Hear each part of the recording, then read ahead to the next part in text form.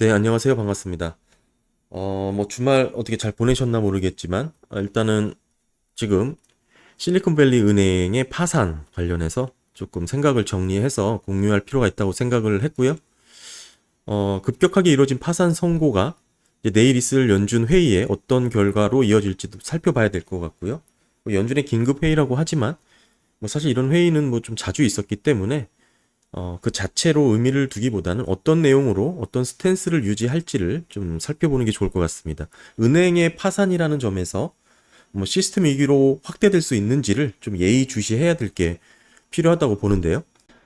이번 SBB 사태는 한마디로 말해서 채권 평가 손실로 인한 뱅크런이라고 정리를 할 수 있을 것 같습니다. 과거에 자산 비중 중에 채권 투자가 높았던 금융기관들이 좀 있죠. 대형 은행들은 어느 정도 안정적으로 관리를 했지만 중소형 은행이라든지 특히 이제 또 보험사들, 연기금들의 경우에는 장기채에 투자를 하면서 어느 정도 금융 밸런싱을 맞춰온 경우가 많은데요. 이런 상황에서 지금 급격하게 현금이 부족한 유동성 축소로 인해서 지금 급격한 상황이 발생을 했다라고 보여지는 것이죠. 그러니까 저금리 시대에 미국 장기채에 대규모 투자를 했는데 이게 지금 기준금리가 올라가면서 평가 손실이 잡힌 겁니다. 이게 지금 결국에는 내가 예전에 사놓은 주식이 계속 떨어져가지고 평가 손실이 잡힌 거예요. 그러다 보니까 은행들, 연기금, 보험사들의 재무 상태가 상당히 안 좋겠죠? 이런 걸 보고 불안했던 투자자들이 내 돈 달라고 이제 요구한 겁니다. 뱅크런이 일어난 것이죠. 결국 이게 장부상 손실에 불과했지만 실질 현금을 지급해야 되는 은행 입장에서는 확정 손실로 단기적인 유동성, 현금 문제가 발생을 한 것입니다. 어찌 보면 조금 아이러니한 거죠. 과거 2년 전에는 최고 안전자산이라고 생각해서 장기채, 미국채에 투자를 했는데 이렇게 급격한 기준금리 인상은 그들조차도 예상하지 못했다라는 뜻이죠. 특히 이제 연기금, 보험사들로 확대될 수 있는지가 주요 포인트라고 지금 생각을 하는데요. 이들의 지금 평가 손실이 생각보다 심각하다는 얘기가 지금 여기저기서 조금 확인이 되고 있습니다. 결국에는 SBB죠. SBB, 실리콘밸리 은행이 결국에는 이렇게 이제 유상증자를 단행하면서 결국에는 BIS 비율을 맞추기 위해서 이렇게 대책을 세우긴 했지만 결국에는 급격한 자산 매각으로 인해서 현금을 마련해야 되는 상황까지 닥쳤던 상황이다라고 정리를 할 수 있겠죠. 이 사태를 보면 이렇게 정리를 할 수 있습니다. 채권 투자 비중이 높았던 금융기관들, 연기금이나 보험사 등이 되겠죠. 지금 유동성 관리에 각별한 주의를 해야 되는 상황이라고 이렇게 해석을 할 수가 있고요. 실리콘밸리 은행이 왜 이런 사태에 직면했냐면, 좀 자료를 찾아보니까요. 다 22년 달이죠. 22년도에는 금리가 낮을 때 보통 은행들은 지급준비금에 이렇게 좀 투자를 하는 경향이 있었는데, SBB 같은 경우에는 지급준비금의 낮은 이자율 대신에 높은 미국 장기채에 투자를 좀 많이 한 것이죠. 당시에는 지급준비금으로 받을 수 있는 이자가 0% 초반대였기 때문에 사실상 미비했고요. 이런 대형 기관들과 상대적으로 경쟁하기 위해서는 높은 이자율로 예금 유치를 해야 될 의무도 있었기 때문에 유인도 있었기 때문에 결국에는 1% 이상의 수익률을 주는 미국 장기채에 투자를 한 것이고 미국 장기채라든지 국공채라든지 지급준비금이라든지 현금이든지 뭐든지 결국 SLR 규제에 적용되는 건 동일하기 때문에 가장 높은 금리를 주는 그런 미국 장기채에 지금 실리콘밸리 뱅크는 투자를 한 것이죠. 이게 지금 지급준비금이 아닌 미국 국채에 많은 투자를 해서 이 국채가 지금 가격이 하락함으로 인한 손실로 인해서 이런 사태가 벌어진 건데요. 사실 이 흐름은 작년 9월 달에 있었던 영국 국채 폭락 사건과 아주 흡사합니다. 그러니까 연기금이 수익률이 높은 곳을 국채 레버리지 투자를 했는데 국채 가격이 하락하니까 결국 마진콜을 두들겨 맞았죠. 지금 같은 지금 메커니즘이라고 이해를 하시면 되고요. 다만 영국에서는 빠르게 회복을 했습니다. 그 이유가 영국 은행이 빠른 개입이 있었죠. 따라서 이번 연준의 개입이 어느 정도 있을지 조금 관심이 지금 집중되고 있는데요. 다만 우려는 고물가가 지금 상당히 이어지고 있는 상황이죠. 긴축 상황이 어느 정도 이어지고 있기 때문에 상당히 개입하기 어렵다. 뭐 이 정도 평가가 나오죠. 연준의 개입 정도라든지 스탠스가 상당히 지금 중요한 수준이라고 생각이라고 들고요. 이 부분은 지금 미국 대형 은행들은 예금 금리가 상당히 낮습니다. 그러니까 0% 초반대인데요. 그러니까 이 말은 대형 은행들 같은 경우에는 은행에 예금 자금을 할 필요가 없다는 뜻이죠. 유동성이 풍부하다는 뜻입니다. 이 말은 예금 이자가 매우 낮았기 때문에 예금으로 지금 현금을 유인할 이유가 없었던 것입니다. 은행에 돈이 많았던 것이에요. 그러니까 은행이 예금을 구할 필요가 없었던 것입니다. 근데 은행은 예금을 받으면 부채로 인식을 하죠. 그러니까 가계로부터 현금을 받으면 예금으로 거래가 되는 거고, 근데 MMF든 단기 자금으로 거래를 하게 되면 레포 차입으로 인식을 하게 되는 겁니다. 저는 이제 조금 이번 사태를 보면서 좀 의아했던 게 연준의 이 레포 기구를 왜 이용하지 않았을까 하는 좀 의문이 있거든요. 지금 사실 시장에서는 연준의 이 레포 시장을 상시로 열어뒀기 때문에 미국 국채를 통해서 어느 정도 현금 유동성을 확보할 수 있는 길이 있었는데 왜 이 부분을 이용을 안 했는지가 저는 좀 조금 의아하고요.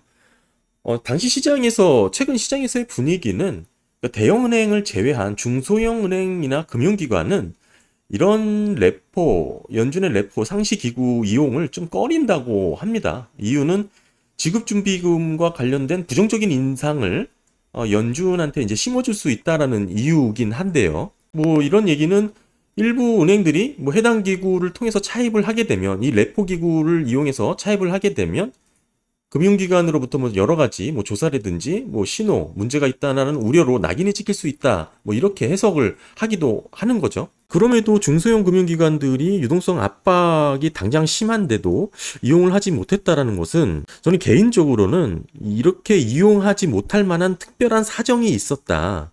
그러니까 즉 공개할 수 없는 뭔가 생각보다 복잡한 얽히고 설킨 뭔가가 있을 것이다 하는 그런 우려가 조금 있다고 생각을 합니다. 뭐 물론 현재까지 드러난 정황으로는 뭐 지금 이게 확대되거나 대형은행까지 뭐 퍼질 만한 조짐은 확인되지는 않고 있지만요.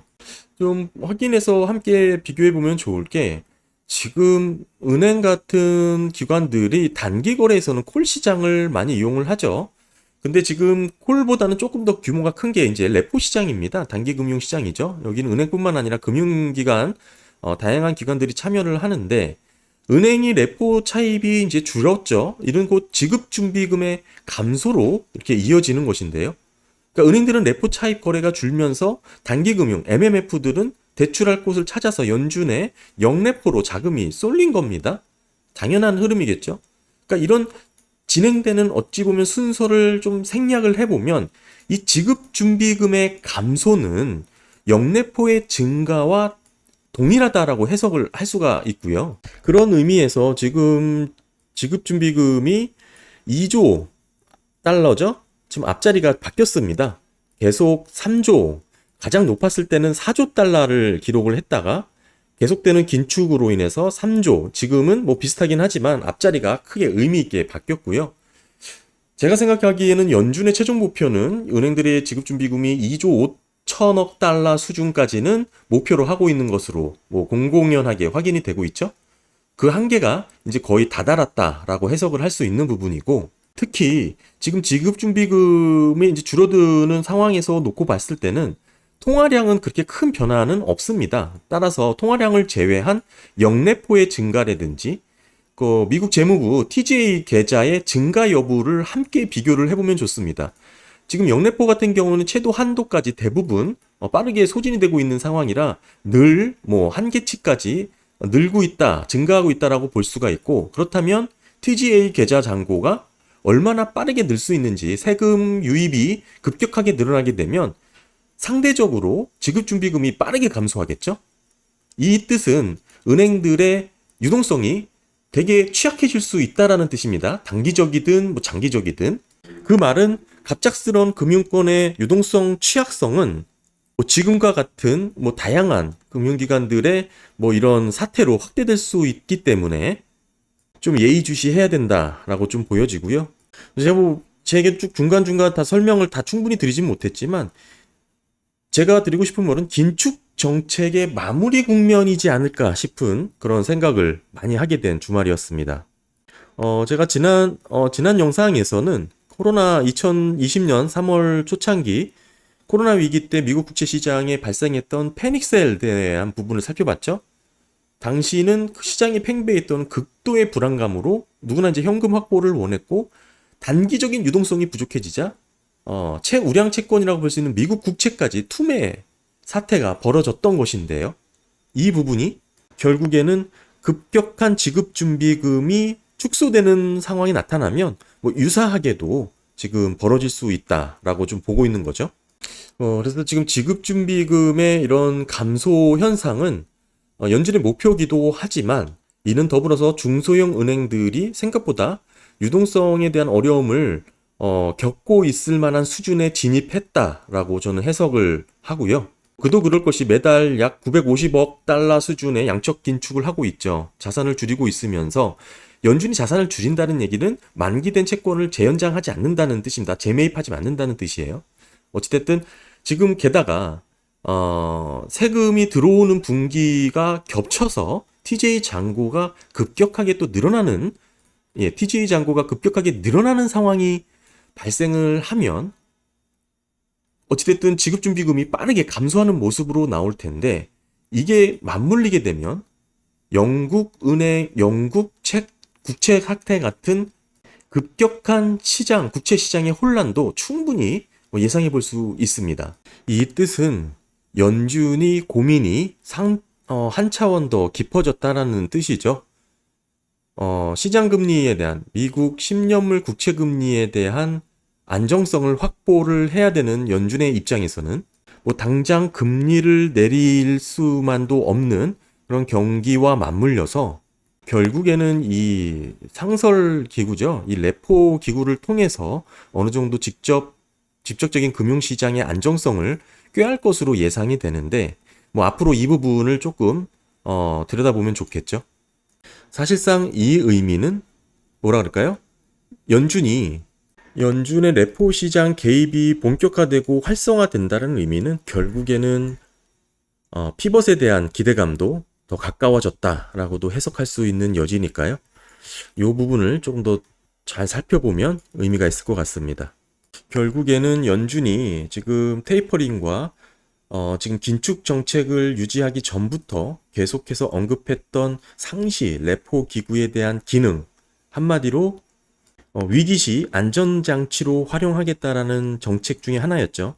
이 부분이 본격적으로 활성화되는지도 좀 잘 들여다봐야 될 포인트로 생각이 됩니다. 네, 감사합니다.